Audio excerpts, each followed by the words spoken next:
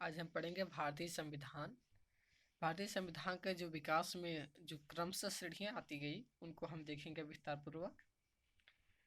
तो हम देखते हैं 1757 का जो प्लासी का 1757 एंड 1764, 1757 और 1764 का 1757 का प्लासी का युद्ध और 1764 का बक्सर का युद्ध अंग्रेजों का जीत लिए जाने के बाद अंग्रेजों का भारत शासन पर शिकंजा कसना प्रारंभ हुआ और उसे अपने अनुकूल बनाए रखने के लिए उन्होंने समय समय पर कई एक्ट पारित किए, चार्ट अधिनियम लाए, भाषा विकास परिषद का विकास किए, भाषा अधिनियम का।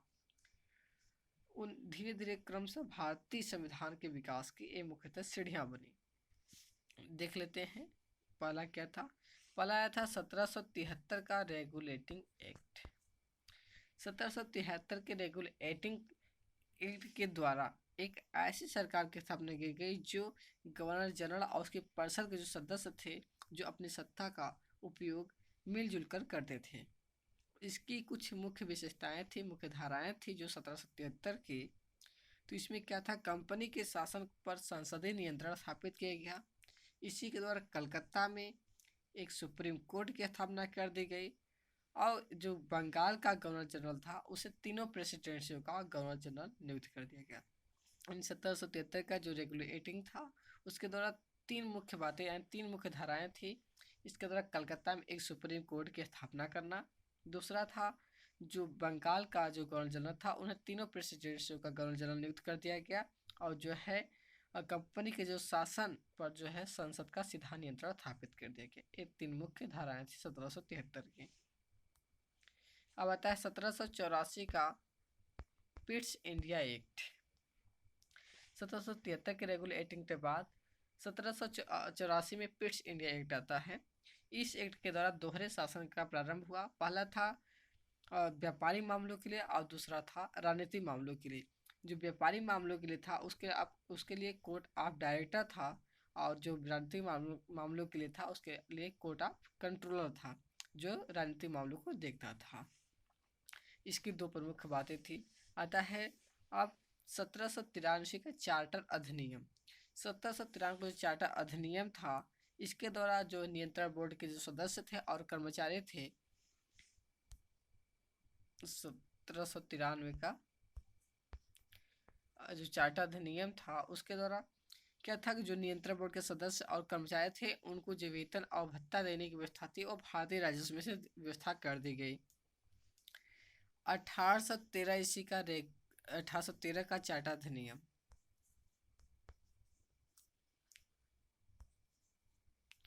1813 का चार्टर अधिनियम इसके द्वारा कंपनी का जो एकाधिकार था 20 वर्षों के लिए भारत पर शासन करने का उसको छीन लिया गया और जो चीन और से जो चाय का व्यापार करने, चीन और पूर्व देशों से चाय का व्यापार करने का था उसको उन्हें 20 वर्षों का एकाधिकार प्राप्त रहा और कुछ सीमाओं के साथ ब्रिटिश नागरिकों को भी भारत के लिए व्यापार खोल दिया गया। 1813 ईस्वी की ये मुख्य विशेषताएं थी।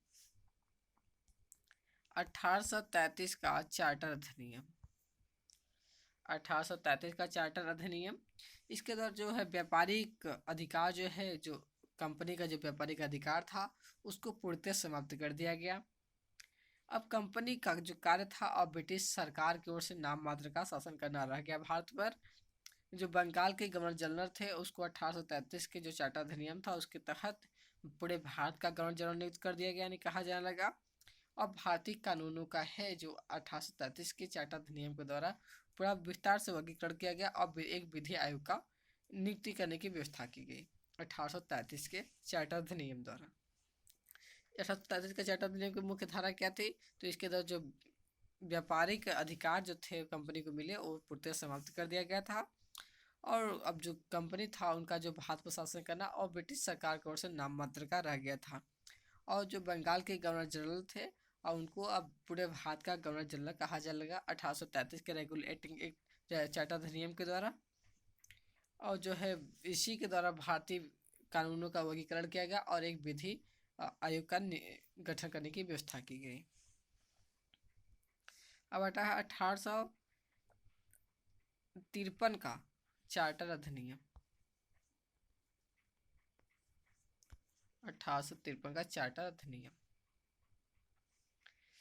इस अधिनियम के द्वारा क्या था, इस अधिनियम के द्वारा सेवाओं में जो नामजदगी का सिद्धांत चलता रहा कंपनी के द्वारा, जो विभिन्न प्रतियोगी परीक्षाओं के लिए नामजदगी के सिद्धांत के आधार पर नियुक्ति होती थी, उनको समाप्त कर दिया गया और विभिन्न पदों पर नियुक्ति करने के लिए प्रतियोगी परीक्षाओं का आरंभ कर दिया गया।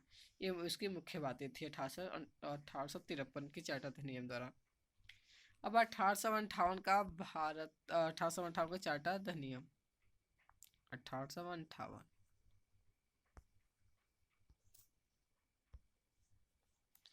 1858 के तहत 1858 का जो चार्टर अधिनियम आया था, इसके द्वारा जो कंपनी का शासन था वो ब्रिटिश क्राउन को चला गया, ब्रिटिश क्राउन के हाथों पर।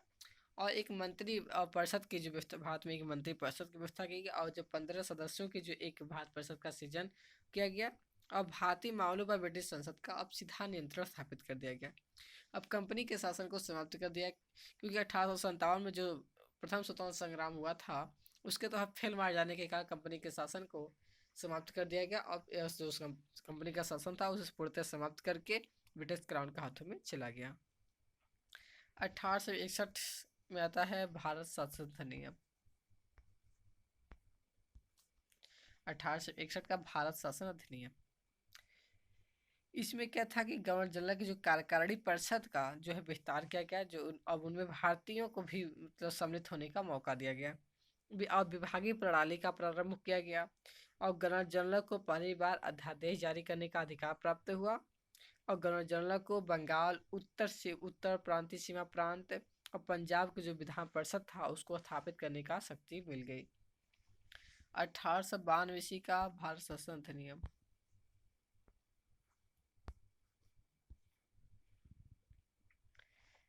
1892 के भारत शासन अधिनियम की क्या था, इसके द्वारा अप्रत्यक्ष चुनाव प्रणाली की स्थापना की गई, यानी शुरुआत हुई थी। और इसके द्वारा ही राजस्व यानी व्यय जो बजट था उसमें बहस करने और कार्यकारिणी में जो प्रश्न पूछने का शक्ति दी गई थी। 1892 का भारत शासन अधिनियम आया था। अब 1919 का भारत शासन अधिनियम, जिसे मार्ले मिंटो सुधार के नाम से भी जाना जाता है, 1919 का मार्ले मिंटो सुधार जिसे कहते हैं। इसके द्वारा भारत में पहली बार मुस्लिम के लिए पृथक निर्वाचन और पृथक प्रतिनिधित्व का उपबंध किया गया। पहली बार मुस्लिम समुदाय को पृथक प्रतिनिधित्व का उपबंध किया गया। और दूसरा था कि भारतीयों को भारतीय सचिव एवं गवर्नर जनरल के कार्यकारिणी परिषद में नियुक्ति करने की व्यवस्था की गई। विभिन्न पदों पर नियुक्ति करने की व्यवस्था की गई भारतीयों को सचिव और गवर्नर के पदों पर। और केंद्रीय और विधान परिषद की जो पहली बार जो है बजट पर वाद विवाद करने, सार्वजनिक हित के विषयों पर प्रस्ताव पेश करने और प्रश्न पूछने आदि और मत देने का अधिकार प्राप्त हुआ हमारा 1909 के पार्लियामेंट सुधार या भारत शासन अधिनियम। अब प्रांतीय विधान परिषदों की संख्या में वृद्धि की गई। 1909 का पार्लियामेंट सुधार आता है। 1919 का भारत शासन अधिनियम, 1919 का भारत शासन अधिनियम को मॉन्टेग्यू चेम्सफोर्ड सुधार के नाम से भी जाना जाता है। इसके द्वारा केंद्र में द्विसदनात्मक विधायिका की स्थापना की गई। प्रथम था राज्य परिषद और दूसरा था केंद्रीय विधानसभा। राज्य परिषद के जो सदस्यों की संख्या थी वो 60 थे और जिनमें 34 लोग निर्वाचित होते थे और उनका जो कार्यकाल था 5 वर्ष का होता था। जबकि केंद्रीय विधानसभा के सदस्यों की जो कार्यकाल थे वो 3 वर्ष की थी। इनके सदस्यों की संख्या 145 थे, जिनमें 104 लोग निर्वाचित और 41 लोग मनोनीत होकर आते थे। और दोनों सदनों के जो अधिकार समान था, सिर्फ अंतर यही था कि जो बजट की स्वीकृति थी उसमें प्रदान करने का जो अधिकार था वह निचले सदन को था। दूसरी व्यवस्था थी इसमें कि प्रांतों में द्वैध शासन जो प्रणाली का प्रवर्तन किया गया था। इसमें 2 विषय दिए गए थे, आरक्षित और हस्तांतरित विषय दिए गए थे। और जो है प्रांतों में द्वैध शासन के जनक किसे कहा जाता है, तो लियोनोयस कार्टियस को भारत में प्रांतों में द्वैध शासन का जनक कहा जाता है, लियोनस कार्टियस को। मॉन्टेग्यू चेम्सफोर्ड सुधार, जिसे भारत सुधार अधिनियम 1919 कहते हैं, वे पहली बार महिलाओं को वोट देने का अधिकार 1919 के अधिनियम के तहत प्राप्त हुई थी महिलाओं को। हमारा अब आता है 1935 का भारत शासन अधिनियम, जो कि बेहद इम्पोर्टेंट है। भारतीय संविधान में 75% यहीं से लिया गया है। 1935 के अधिनियम में 451 धाराएं थी, 15 परिशिष्ट थे। इनकी कुछ मुख्य विशेषताएं थी। अखिल भारतीय संघ की स्थापना हुई थी। यह संघ 11 ब्रिटिश प्रांतों, 6 चीफ कमिश्नरों और उन देशी रियासतों से मिलकर बना था जो स्वेच्छा से संघ में सम्मिलित हो। प्रांतों के लिए संघ में सम्मिलित होना अनिवार्य था, लेकिन जो देशी रियासत थे उनके लिए ये व्यवस्था ऐच्छिक थी। देशी रियासतों से संघ में सम्मिलित नहीं हुए और प्रस्तावित संघ की जो स्थापना संबंधी घोषणा पत्र था वो जारी करने का अवसर ही प्राप्त नहीं हुआ, क्योंकि देशी रियासत से संघ में सम्मिलित नहीं हुए थे। दूसरा था प्रांतीय स्वायत्तता। इस अधिनियम के द्वारा जो प्रांतों में द्वैत शासन व्यवस्था का जो अंत कर दिया गया और उन्हें एक स्वतंत्र और संवैधानिक स्वशासित आधार प्रदान कर दिया गया। केंद्र में द्वैत शासन की स्थापना अभी बनी रही। कुछ संघीय विषय जो सुरक्षा, वैदेशिक संबंध, धार्मिक मामलों को गवर्नर जनरल के हाथों में सुरक्षित रखा गया। अन्य जो संघीय विषय की व्यवस्था के लिए गवर्नर जनरल को सहायता एवं परामर्श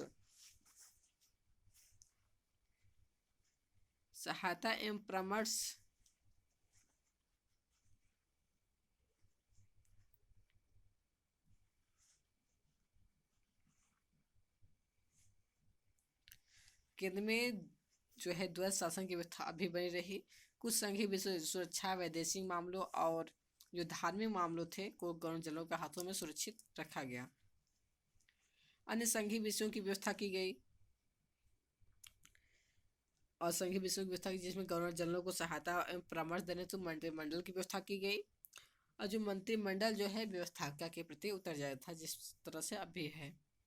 संघीय न्यायालय की व्यवस्था, इसका अधिकार क्षेत्र प्रांतों तथा देशी रियासतों तक विस्तृत कर दिया गया और इस न्यायालय में मुख्य न्यायाधीश, एक मुख्य न्यायाधीश और 2 अन्य न्यायाधीश होते थे। और न्यायाधीशों की जो व्यवस्था, 2 अन्य न्यायाधीशों की व्यवस्था की गई। और न्यायालय से संबंधित जो अंतिम शक्ति थी वे प्रिवी काउंसिल को प्राप्त थी, जो कि लंदन में थी। ब्रिटिश संसद की सर्वोच्चता, इस अधिनियम में किसी भी प्रकार के जो परिवर्तन करने का अधिकार था वो प्रिवी काउंसिल को, यानी जो लंदन में जो प्रिवी काउंसिल था उनको था। और संघीय जो प्रांतीय विधानमंडल था और संघीय व्यवस्थापिका थी इनमें किसी भी प्रकार का परिवर्तन नहीं कर सकती थी। इसका अधिकार जो करने का था वो ब्रिटिश संसद को था। भारतीय परिषद का अंत, इस अधिनियम के द्वारा जो भारत परिषद का बनाया गया था उसको खत्म कर दिया गया, समाप्त कर दिया गया। सांप्रदायिक निर्वाचन पद्धति का विस्तार, संघीय तथा प्रांतीय व्यवस्थापिकाओं में विभिन्न संप्रदायों को प्रतिनिधित्व देने के लिए एक सांप्रदायिक निर्वाचन पद्धति को जारी रखा गया। उसका विस्तार जो है आंग्ल भारतीय, यूरोपीय ईसाइयों और भारतीय ईसाई थे यूरोपीय हरिजनों के लिए भी किया गया। 1935 की मुख्य धाराओं के अंतर्गत है। इसकी एक विशेषता था, इस अधिनियम में प्रस्तावना नहीं था। इस अधिनियम जो अधिनियम था इस प्रस्तावना का इसमें अभाव पाया जाता है। इसके द्वारा बर्मा को भारत से अलग कर दिया गया, अदन को इंग्लैंड के औपनिवेशिक कार्यालय के अधीन कर दिया गया और बरार को मध्य प्रांत में शामिल कर दिया गया। हमारा आता है 1947 का स्वतंत्रता अधिनियम। इसी के तहत 2 अधिराज्यों की स्थापना कर दी जाती है।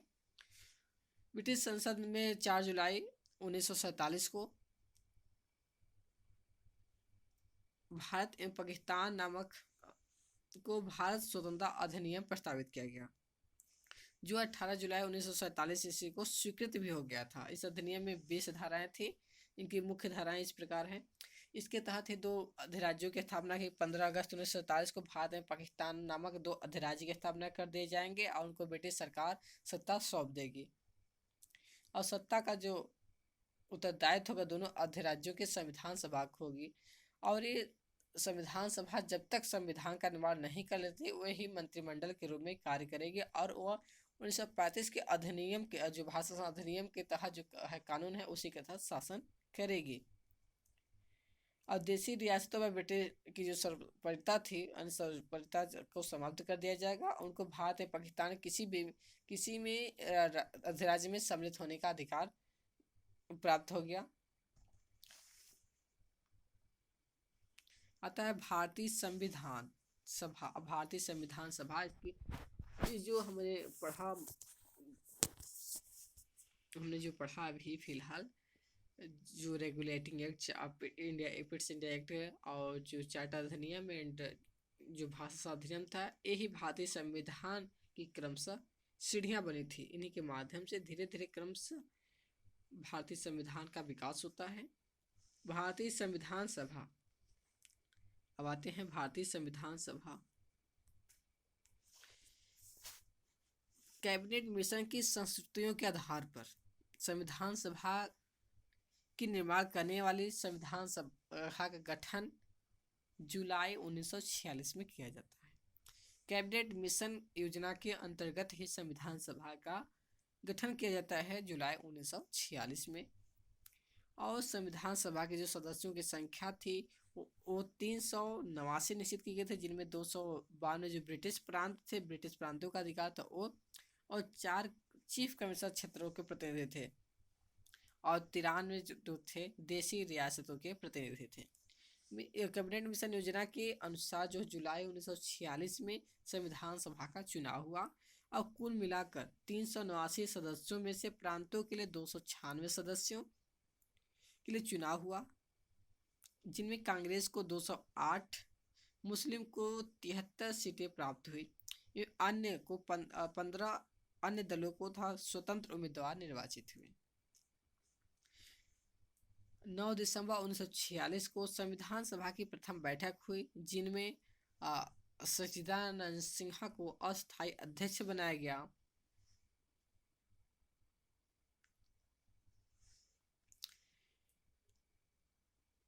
जो 9 दिसंबर 1946 को संविधान सभा की प्रथम बैठक हुई थी, नई दिल्ली में स्थित जो काउंसिल चैम्बर के पुस्तकालय भवन में हुई थी, और सभा के सबसे बुजुर्ग जो सदस्य डॉक्टर सच्चिदानंद सिन्हा थे, और इन्हीं को संविधान सभा का अस्थायी अध्यक्ष बनाया गया था। मुस्लिम लीग ने इस बैठक का बहिष्कार कर दिया और पाकिस्तान के लिए बिल्कुल अलग संविधान सभा की मांग प्रारंभ कर दी गई।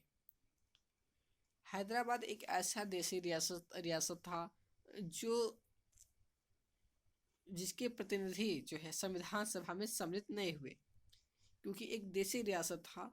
प्रांतों या देशी रियासतों को उनकी संख्या के आधार अनुपात जनसंख्या के अनुपात में ही संविधान सभा में प्रतिनिधित्व प्राप्त होते थे। साधारणतः 10 लाख की आबादी पर एक प्रतिनिधित्व की व्यवस्था कर दी गई थी। प्रांतों का प्रतिनिधित्व मुख्यतः 3 प्रमुख समुदायों के आधार पर किया था, मुस्लिम, सिख और साधारण के आधार पर जो है प्रतिनिधित्व की व्यवस्था कर दी गई थी। संविधान सभा में ब्रिटिश प्रांतों के 296 प्रतिनिधि आए थे। विभाजन सांप्रदायिक आधार पर किया गया। 213 मान्य हुए और 79 मुसलमान तथा 4 सिख इसमें थे। 213 सामान्य थे और 79 मुसलमान और 4 सिख इसमें सम्मिलित थे। संविधान सभा के सदस्यों में अनुसूचित जाति के सदस्यों की संख्या भी 33 थी, और संविधान सभा में महिला सदस्य भी थी। महिला सदस्यों की संख्या कितनी थी? तो 12 थी महिला सदस्य थी जो संविधान सभा में थी। 11 दिसंबर 1946 को संविधान सभा की दूसरी बैठक हुई, जिनमें डॉक्टर राजेंद्र प्रसाद को अस्थायी अध्यक्ष निर्वाचित किया गया। संविधान सभा की जो कार्यकारी जो बैठक हुई 13 दिसंबर 1946 को जवाहरलाल नेहरू द्वारा पेश किए गए उद्देश्य प्रस्ताव से प्रारंभ होती है। जो संविधान सभा का जो कार्य जब से प्रारंभ होता है वो 13 दिसंबर 1946 होता है, जब पंडित जवाहरलाल नेहरू ने अपना उद्देश्य प्रस्ताव संविधान सभा के पटल पर रखा। 22 जनवरी 1947 को उद्देश्य प्रस्ताव को स्वीकृत कर दिया गया। 13 दिसंबर को संविधान सभा के पटल पर रखा गया और 22 जनवरी 1947 को उद्देश्य प्रस्ताव की स्वीकृति के बाद संविधान सभा ने संविधान निर्माण हेतु अनेक समितियों की नियुक्ति की। इनमें क्या क्या था? समिति में तो वार्ता समिति था, संघ संविधान समिति, प्रांतीय संविधान समिति, संघ शक्ति समिति और प्रारूप समिति था। प्रारूप को ड्राफ्टिंग या पांडुलेखन समिति भी कहा जाता है। BN राव द्वारा तैयार किए गए संविधान के प्रारूप पर विचार विमर्श करने के लिए संविधान सभा द्वारा 29 अगस्त 1947 को एक संकल्प पारित करके प्रारूप समिति का गठन किया गया। प्रारूप समिति का गठन कब किया गया था? तो 29 अगस्त 1947 को, और इसके अध्यक्ष के रूप में डॉक्टर भीमराव अंबेडकर को चुना गया था। प्रारूप समिति के सदस्यों की संख्या 7 थी। इनमें थे डॉक्टर भीमराव अंबेडकर अध्यक्ष थे, अध्यक्ष को लेकर 7 थे। इनमें दूसरा था एन गोपाल स्वामी अयंगर, अल्लादी कृष्ण स्वामी अयंगर थे, कन्हैया लाल माड़िकल मुंशी थे, सैयद मोहम्मद सादुल्ला थे, एवं माधव रथ है जो BL मित्तल के स्थान पर आए थे। DP खेतान जिनकी 1948 में मृत्यु हो जाती है, उनके स्थान पर तिमिक कृष्णामाचारी आते हैं।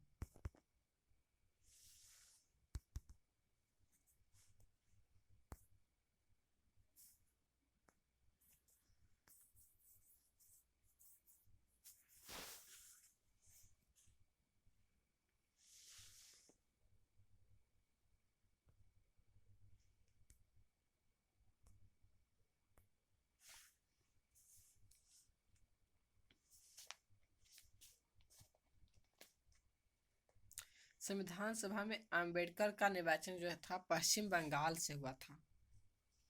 3 जून 1947 को योजना के अनुसार देश का बंटवारा 2 अधिराज्यों में कर दिया गया। बंटवारा हो जाने पर भारतीय संविधान सभा की कुल जो सदस्यों की संख्या थी, 3 जून 1947 को योजना के अनुसार जो है देश का बंटवारा हो जाने पर जो है भारतीय संविधान सभा के जो सदस्यों की संख्या थी वो 324 नियत रह गई, जिनमें 235 प्रांतों के से थे और 89 देशी रियासतों के प्रतिनिधि थे। देश विभाजन के बाद संविधान सभा का पुनर्गठन 31 अक्टूबर 1947 को किया गया और 31 दिसंबर 1947 को संविधान सभा के सदस्यों की कुल संख्या 299 थी, जिनमें प्रांतीय सदस्यों की संख्या 229 रह गई थी और देशी सदस्यों की संख्या 70 थी। प्रारूप समिति ने संविधान के प्रारूप पर विचार विमर्श करने के बाद 21 फरवरी 1948 को संविधान सभा को अपनी रिपोर्ट सौंपी थी।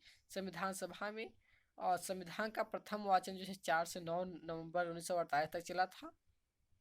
दूसरा जो वाचन था वो 15 नवंबर 1948 से लेकर 17 अक्टूबर 1949 ईस्वी तक चला। संविधान सभा में तीसरा वाचन था वह 14 नवंबर 1949 को प्रारंभ हुआ और 26 नवंबर 1949 को तक चला।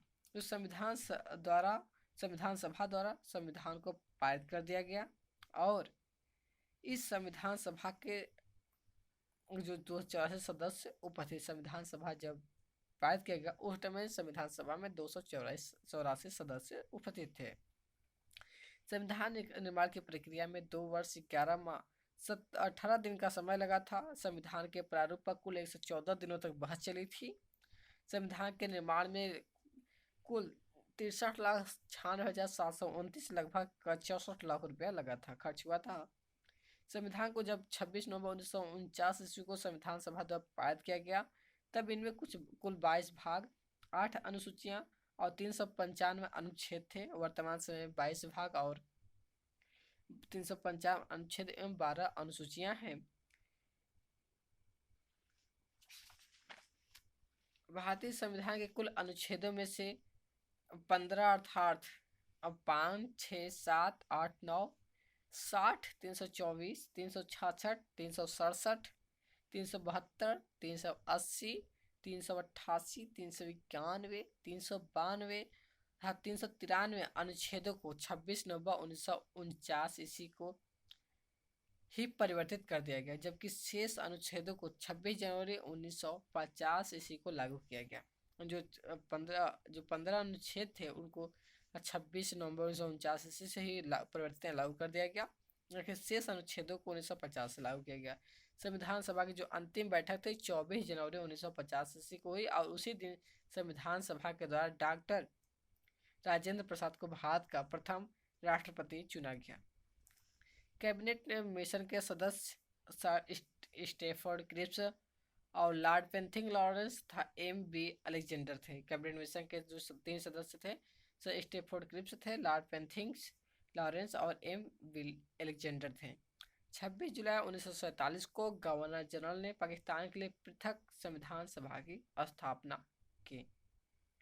कैबिनेट मिशन के प्रस्ताव पर अंतरिम मंत्रिमंडल था वो इस प्रकार था। इसमें पंडित जवाहरलाल नेहरू थे। पंडित जवाहरलाल क्या थे? तो कार्यकारी परिषद के उपाध्यक्ष, विदेशी मामलों तथा राष्ट्रमंडल के थे। वल्लभ भाई पटेल गृह सूचना एवं प्रसारण मंत्री थे। बलदेव सिंह थे रक्षा मंत्रालय। जान मथाई थे उद्योग एवं आपूर्ति मंत्रालय थे। श्री राजगोपाल थे रक्षा मंत्रालय के अंतर्गत। सी एच भाभा क्या थे? खान एवं कार्य खान एवं बंदरगाह थे। राजेंद्र प्रसाद खाद्य एवं कृषि विभाग को देखते थे। आसफ अली रेलवे और जगजीवन राम श्रम विभाग को देखते थे। मंत्रिमंडल में शामिल मुस्लिम लीग के सदस्य भी थे, जिनमें लियाकत अली खां थे जो वित्त विभाग देखते थे। अब आई चुंदरीगढ़ वाणिज्य मंत्रालय को देखते थे। अब्दुल रफ तस्तर जो थे संचार विभाग को। जोगेंद्र नाथ मंडल जो थे विधि विभाग। गजानतर अली खां जो स्वास्थ्य विभाग को देखते थे। इस प्रकार संविधान सभा का गठन होता है और संविधान बनकर तैयार हो जाती है। अगली कक्षा में पढ़ेंगे हम अब प्रेम्बल ऑफ इंडिया यानी भारतीय संविधान की जो प्रस्तावना।